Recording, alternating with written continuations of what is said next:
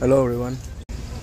किसी की ईगो उसका भविष्य, उसकी ज़िंदगी कैसे ख़राब कर सकती है, उसका एक बहुत अच्छा एग्जाम्पल मैंने अभी पढ़ा है।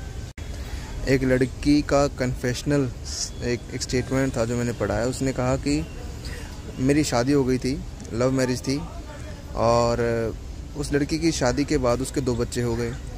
2 बच्चे होने के बाद उसके पति से एक छोटी सी बात पर, सिर्फ छोटी सी बात पर कुछ लड़ाई हो गई, मतलब कहासुनी हो गई, और उसने जो अपने माँ बाप को बताया। और उस लड़की के पिता जो थे वो एक पॉलिटिकल इन्फ्लुएंसर थे, मतलब पॉलिटिक्स से उनके संबंध थे। और उसकी जो मदर थी वो एक एमएनसी में जॉब करती थी।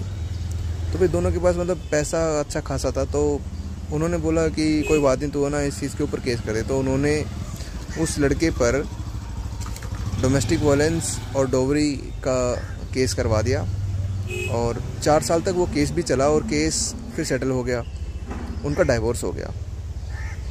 अब उसका भाई है उस घर में, उसके भाई की बीवी है, उसके माता पिता हैं, और वो सब साथ में रहते हैं। बट उसके साथ जो ट्रीटमेंट होता है ना, और उसके बच्चों के साथ जो ट्रीटमेंट होता है, वो ट्रीटमेंट बिल्कुल भी अच्छा नहीं होता। मतलब वो खुद ये सोचती है कि मुझसे ये क्या अनर्थ हो गया, मैंने अपनी ज़िंदगी ख़राब कर ली। जो एक टाइम पर मुझे सपोर्ट करते थे मेरे माँ बाप, मेरे भाई और मेरी भाभी, आज वही मुझे अच्छे से ट्रीट नहीं कर रहे। तो आज उस लड़की को कई बार ऐसा लगता है कि मैंने क्या इशू बना लिया अपनी लाइफ का, इनकी बात सुनकर, इनकी बात मानकर, और मैंने अपनी ज़िंदगी ख़राब कर ली।